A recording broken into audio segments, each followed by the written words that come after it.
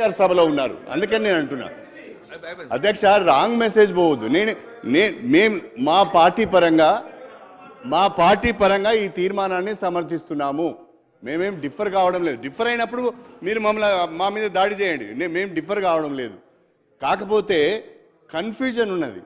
Confusion ఏందో బట్టి గారి మాటలలోనే 4 పదాలు వాడిండు. దీంట్లో ఒకటే ఒక పదం వాడాలని నేను అంటున్నా. ఆ ఒకే ఒక పదం ఏంటంటే door to door household survey చేస్తామని చెప్పండి. మీరు మళ్ళీ దాంట్లో డీటెయిల్స్లోకి వెళ్తే కులగణన అనే ఒకే ఒక్క మాట వాడండి. మీరు మళ్ళీ అందులో జనగణన అని లేకుంటే బీసీ కులాల గణన అని ఇన్ని రకాల పదాలు దయచేసి వాడకండి. ఒకే ఒక్క వర్డ్ ఏంటి అంటే door to door household survey చేస్తాము, కులగణన చేస్తాము, సోషో ఎకనామిక్ సర్వే చేస్తామని రెజల్యూషన్లో మీరు కరెక్ట్గా పెట్టినట్లయితే అది బాగుంటుందని నా ఉద్దేశం. ఎందుకంటే జనగణన చేసే అధికారం మీకు లేదు, మనకు లేదు, మన రాష్ట్రానికి లేదు. జనగణన మనం చేయడానికి అధికారం లేదు.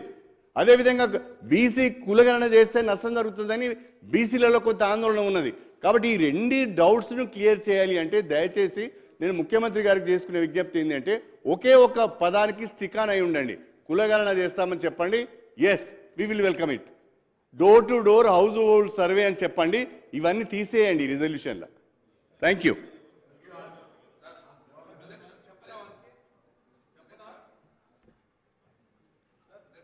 నేను ఇప్పుడు శ్రీహరి గారు కమలాకర్ గారు మీరు చెప్పిందే ఇందులో ఉంది కదండి, మీరు కన్ఫ్యూజ్ ఎందుకు అవుతున్నారు నాకు అర్థం కాదు. అరే చాలా క్లియర్గా ఉంది సార్, రిజల్యూషన్ రాసి చాలా క్లియర్గా ఉంది కదా sir. Comprehensive door to door household survey is there clear. Socio economic educational employment political and caste survey బ్రాకెట్లో కులగణన క్లియర్ ఉంది కదా సార్.